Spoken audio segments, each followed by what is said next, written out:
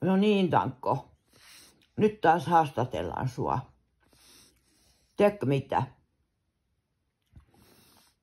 Mä oon huomannut sellaisen jutun, että sä oot tämän talon isäntä. Oot. Kun sä sä isännöit häntä, mikä tässä nyt hyppäs. Tämän isäntä, suojelija.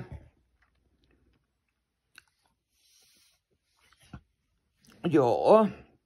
Ja sitten, Tankko, sä suojelet myös kisulia keissiä vastaan.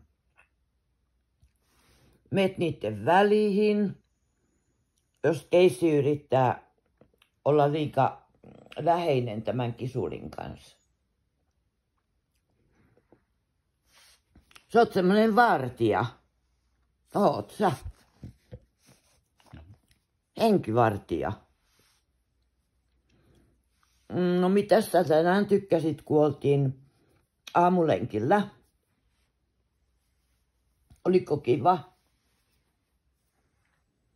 Sä vähän väsyit. Ette paljon. Mentäisikö tänään treenaamaan? Mennäänkö?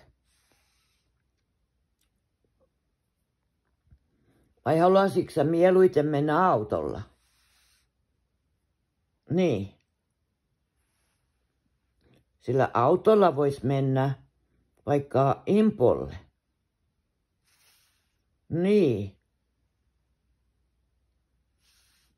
Mitäs jos Saku tulisi?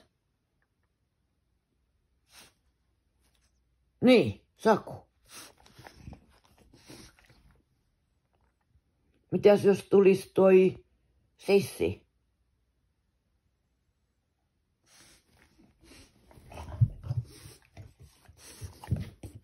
Niin, Sissikö tulisi? Mitäs jos tulisi kuulepas. Jos tulisi Juuso. Sieltä se Juuso tapaa tulla. Vaikka, entäs jos Osku tulisi? Onko sä ollut Oskun kanssa tekemisissä? Oot sä ollut? No niin, kiitos haastattelusta.